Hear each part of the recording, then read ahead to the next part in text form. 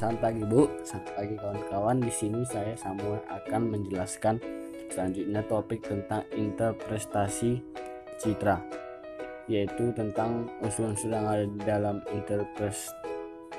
interpretasi citra dan pengertian dari interpretasi citra. Oke, sekarang kita akan masuk ke unsur interpretasi citra. Yang pertama yaitu rona. Rona merupakan adalah tingkat kegelapan atau tingkat kecerahan dari objek pada citra.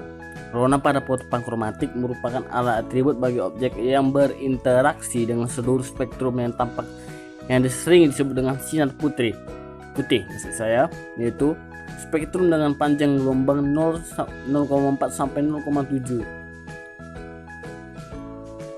Selanjutnya berkaitan dengan penginderaan jauh, spektrum demikian disebut juga dengan spektrum lebar. Jadi rona merupakan tingkat dari hitam ke putih atau sebaliknya. Selanjutnya, yang kedua unsur dari interpretasi citra ini adalah warna. Warna merupakan wujud yang tampak oleh mata dengan menggunakan spektrum yang lebih sempit dari spektrum yang nampak. Kita lihat contohnya seperti objek yang tampak pada warna biru, hijau, atau merah. Bila hanya memantulkan spektrum dengan panjang gelombang 0,4 sampai 0,5 dan 0,5 sampai 0,6 atau 0,7 sampai 0,6 sampai 0,7. Sebaliknya, bila objek menyerap sinar biru, maka ia akan memantulkan warna hijau dan merah.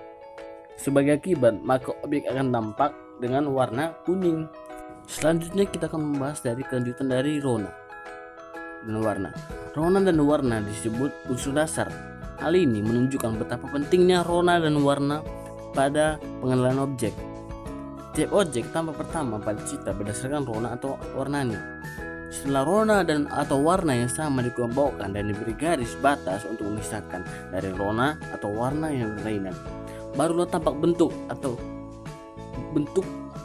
pola dan tekstur dalam ukuran dan bayangannya daripada suatu objek tersebut.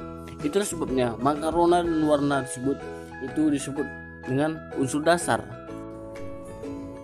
Selanjutnya, unsur interpretasi citra itu bentuk, ukuran, dan tekstur dikelompokkan sebagai susunan keruangan rona sekunder dalam segi kerumitannya.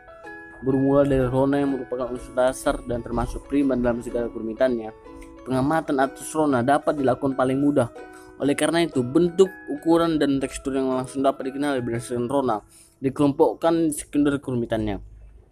Ada dua istilah dalam bahasa Inggris artinya bentuk, yaitu shape dan form. Shape ialah bentuk luar atau bentuk umum, sedangkan form merupakan susunan atau struktur yang bentuknya lebih rinci. Selanjutnya kita akan menjelaskan lagi.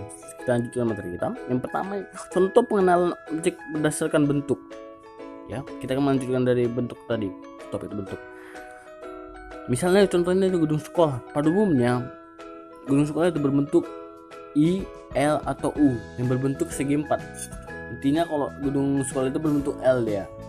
Di tajuk pohon palma berbentuk bintang, tajuk pohon pinus berbentuk kerucut, dan tajuk bambu berbentuk bulu-bulu. Gunung api berbentuk kerucut, sedangkan bentuk kipas aluvial seperti segitiga yang alasnya cembung. Bantuan resisten membentuk topografi kasar dengan lereng terjal bila pengikisan telah berlangsung lanjut. Bekas meander sungai yang terpotong dapat dikenali sebagai bagian rendah yang bentuk tapal kuda. Selanjutnya adalah ukuran. Ukuran ialah atribut objek berupa jarak, luas, tinggi, lereng, dan volume.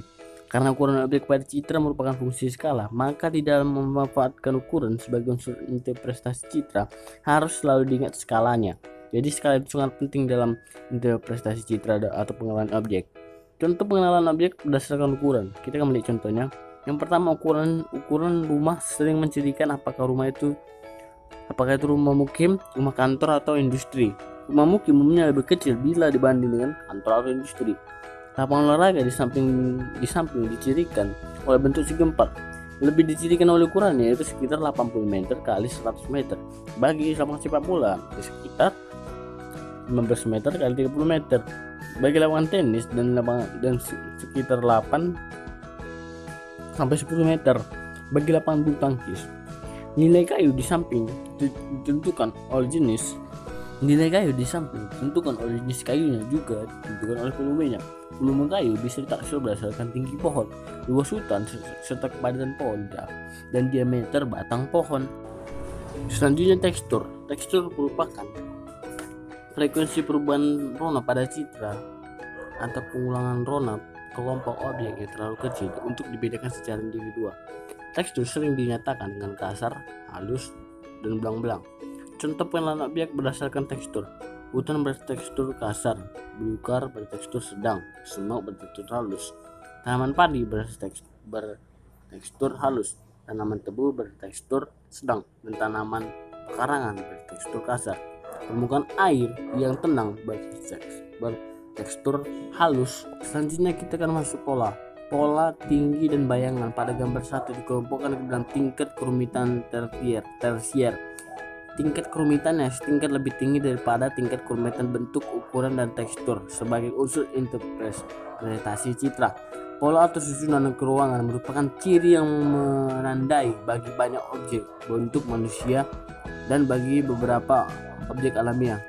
Contoh, pola aliran sungai sering menandai struktur geologi dan jenis buatan. Pola aliran terrealis memadai struktur lipatan. Pola aliran padat mengisyaratkan persamaan air kurang sehingga bisa berlangsung. Bayangan bersifat menyembunyikan detail atau objek berada di daerah gelap. Objek atau gejala yang terletak di daerah bayangan pada umumnya tidak tampak sama sekali atau kadang-kadang tampak samar-samar. Meskipun demikian, bayangan sering merupakan kunci pengenalan yang penting bagi beberapa objek yang justru lebih tampak dari bayangannya. Contoh, cerobong asap, menara, tangki minyak, dan bak air yang dipasang tinggi lebih tampak daripada bayangannya. Tembok stadion, gawang sepak bola, dan pagar keliling lapangan tenis, foto berskala 1:5000 juga lebih tampak dari bayangannya. Lereng terjal lebih jelas dengan adanya bayangan. Selanjutnya situs. Bersama-sama dengan asosiasi, situs dikelompokkan ke dalam kerumitan yang lebih tinggi.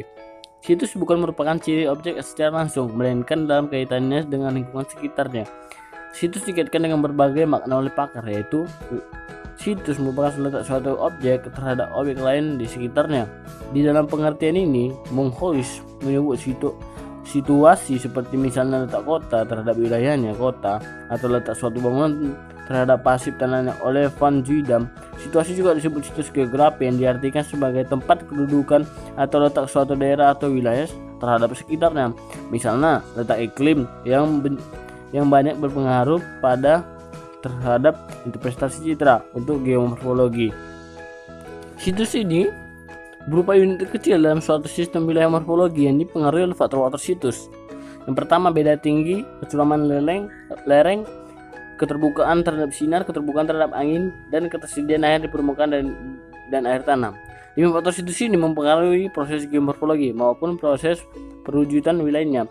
Contoh, tajuk pohon yang berbentuk bintang mendirikan pohon palma. Mungkin jenis palma tersebut berupa pohon kelapa sawit, sagu, ripa, atau jenis palma lainnya. Bila tumbuh lainnya bergelombang dan situsnya air payau, maka yang tampak pada foto tersebut mungkin sekali nipah. Situs kopi terletak di tanah miring karena tanaman kopi mengendaki pengaturan air yang baik. Situs pemukiman memanjang umumnya pada beting pantal, tanggul alam, atau sepanjang tepi jalan. Unsur interpretasi yang terakhir yaitu asosiasi. Asosiasi dapat diartikan sebagai keterkaitan antara objek yang satu dengan yang lain. Adapun keterkaitan ini, maka terlihat suatu objek pada citra sering merupakan petunjuk bagi objek lainnya. Contoh, di samping ditandai dengan bentuknya yang berupa 4 persegi panjang serta dengan ukuran sekitar 80 x 100 meter. Lapangan sepak bola tandai dengan lini gawang yang situsnya pada bagian tengah garis belakangnya. Lapangan sepak bola bersosialisasi dengan gawang. Kalau tidak ada gawangnya, lapangan itu bukan lapangan sepak bola. Gawang tampak pada foto udara berskala 1-5000 atau lebih besar. Stasiun kereta api berasosiasi dengan jalan kereta api yang jumlahnya lebih dari 1 bercabang. Ibu sekolah di samping ditandai oleh ukurannya bangunan yang relatif besar yang bentuknya menyerupai L atau U. Juga ditandai dengan asosiasinya terhadap lapangan olahraga. Pada umumnya gedung sekolah ditandai. Demikian penjelasan unsur-unsur interpretasi dari saya sambungan kelas 2 dari IPS. Saya harap teman-teman dapat mengerti apa yang saya jelaskan dan kita dapat memahaminya.